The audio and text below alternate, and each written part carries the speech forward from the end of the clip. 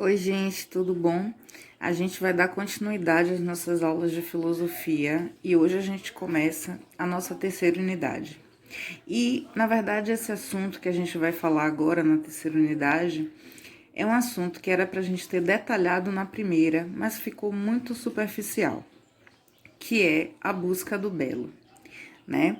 Nós vamos discutir esse assunto que parece tão simples, mas é tão complexo na vida humana e se tornou, sim, um objeto de estudo da filosofia. Por exemplo, nós vamos discutir, né, por exemplo, o que é o belo, né, nessa busca pelo belo, quando o ser humano escolhe, né, por objetos ou pessoas ou situações, quais são os critérios que ele adota para definir ou escolher o que é belo? Será que o que é belo é igual para todas as culturas, né? Tudo isso vai ser discutido nas nossas aulas. Então vamos lá. Eu queria começar falando sobre a antiguidade grega. Afinal de contas, essa discussão sobre o que é belo, né? Ela não é de agora. Na antiguidade grega, né, Platão, ele já definia o belo como uma ideia perfeita que daria forma a todas as coisas bonitas. Ele entendia a experiência do belo como sendo uma manifestação da alma e não da sensibilidade física. Ou seja, ele atribuía o que era belo a uma manifestação da alma. Aí já vem outra pergunta, né? E o que é a alma? Mas calma, vamos por partes. Ele associava a ideia de belo a ideias de bom e de verdadeiro, né? Então, vamos falar sobre o que é bom e o que é belo. Gente, quando eu falo de belo, eu sei que automaticamente vocês associam a beleza corporal, a beleza do ser humano, né? Mas quando eu falo de belo, eu estou falando de tudo. Eu estou falando das artes, eu estou falando da música, eu estou falando música que inclui também, né? Que está incluída nas artes. Mas eu estou falando do belo como um todo, não estou falando só da beleza física humana. E a gente está tão presa a essa beleza física humana, né, por conta, né, de estruturas sociais que determinam o que é belo pra gente, né? Que é a tal da ditadura da beleza, né? Essa ditadura é uma imposição social sobre o que é bonito. A sociedade, ela termina impondo sobre a gente, sobre o que é bonito. E nós agora no século XXI, a gente resolveu questionar todas essas imposições, essas obrigações, desconstruindo muito a ideia sobre o que é belo. E eu estou falando agora da beleza física humana, mas é claro que, por exemplo, nas artes, vocês acham que também nas artes não houve uma imposição, um padrão dito, né, ditatorial sobre o que era belo? Até hoje existe. Quer ver um exemplo disso? É que, vou dar um exemplo bem prático da vida de vocês. Quando se fala em boa música, o que automaticamente remete a vocês? MPB, né? Aqueles cantores, né? Que estão e também ali em uma classe, determinada classe social, que produzem um certo tipo de música. Vocês associam a uma boa música a uma rocha, por exemplo? Não, né? E eu quero que vocês se perguntem por que vocês não associam essa boa música ao arrocha. Vocês já se questionaram sobre isso? Outro dia eu estava fazendo uma reflexão sobre isso. E eu cheguei à conclusão que, por exemplo, uma música de MPB, ela fala tanto de amor quanto uma música de arrocha. E tanto de sofrimento quanto. E por que que uma é valorizada pela sociedade e a outra é desprezada?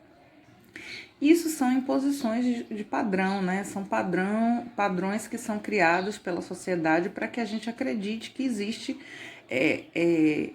uma beleza ali naquela música e na outra não. Agora vamos para Aristóteles. O que é que ele pensava sobre o que era belo? Bem, ele achava que a relação da beleza, né, era uma relação de medida, de proporção, de simetria, de harmonia. E isso também é usado até hoje para definir padrões de beleza física, artística, né? Tanto é que existe até um estudo facial sobre a simetria que determina a beleza dos seres humanos. E a gente caiu nesse conto, né, de Aristóteles. Vocês já se questionaram sobre o que é a beleza para vocês? De verdade? Vocês já se questionaram, por exemplo, que o nosso padrão de beleza humana, ela é muito diferente dentro, né, do nosso planeta, dependendo do local onde a gente se encontra no planeta? Vocês também já se questionaram que nossos modelos de beleza são todos modelos europeus, né, eurocêntricos?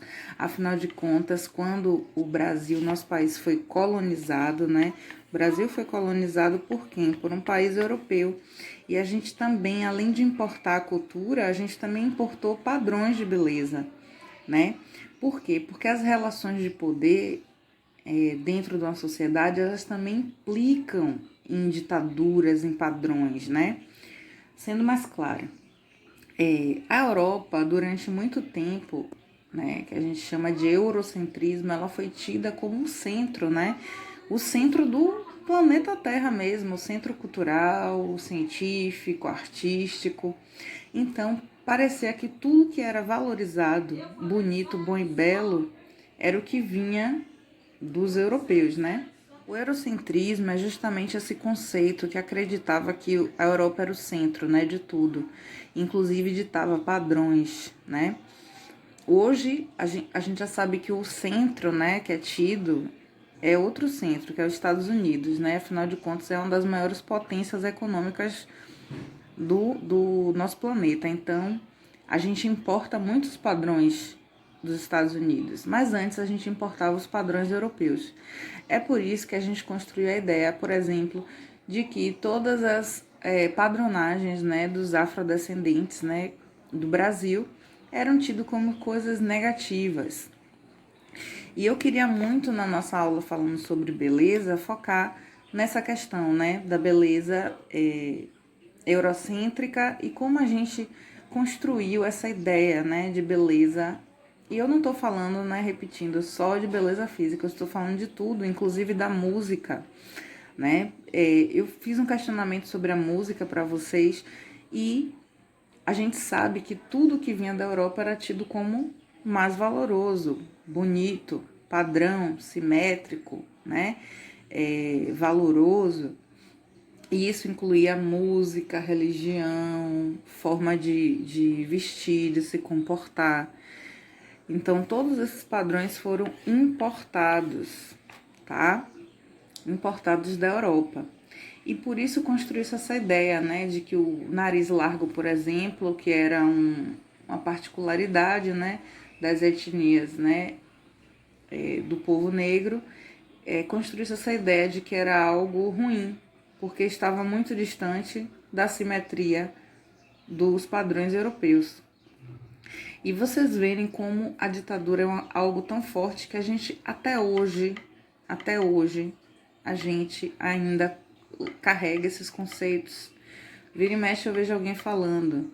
É um negro de traços finos, é uma negra de traços finos. Esses traços finos, né? É justamente essa simetria que europeia, né? Então é como se, tipo assim, você é negro, mas em compensação você se aproxima dos traços do europeu, né? Vocês já se questionaram sobre isso? Então, ainda falando sobre o eurocentrismo, né? O questionamento que eu fiz com vocês, que eu fiz a vocês a respeito da música, é justamente a resposta está aí. Nós consideramos que tudo que parece com a cultura europeia, ela tem uma qualidade porque segue padrões eurocêntricos.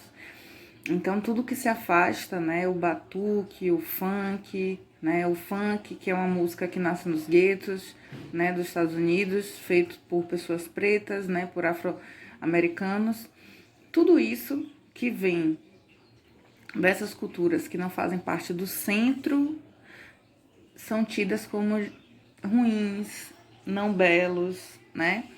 As artes plásticas, por exemplo, né?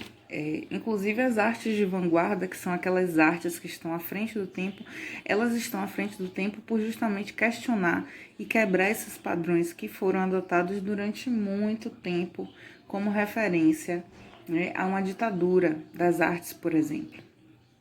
E o físico, né, gente? Acabei de falar para vocês, durante muito tempo e até hoje isso ressoa na nossa sociedade, né?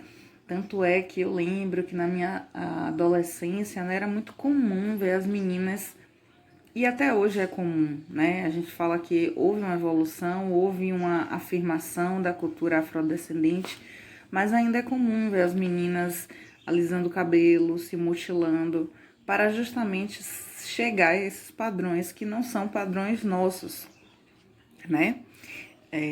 Eu vou colocar na próxima aula, que a gente vai falar sobre isso, uma referência, né, do que é a beleza em vários lugares do mundo. Em alguns lugares, por exemplo, na África, o pescoço comprido é um padrão de beleza, tá? Em outros lugares, o quadril largo, né? Em outros lugares, adereços no corpo é um padrão de beleza. Então, tudo isso a gente tem que refletir para entender, né, como foi que a cultura definiu o belo. E a filosofia, ela vem justamente para questionar essas posições, né, que a sociedade assume sobre o que é belo. Eu espero que tenha ficado claro. Se vocês ouviram alguma zoada, vão perdoando, faz parte da vida do professor na quarentena. Eu vou ficando por aqui, gente. Até a nossa próxima aula. Um bom estudo.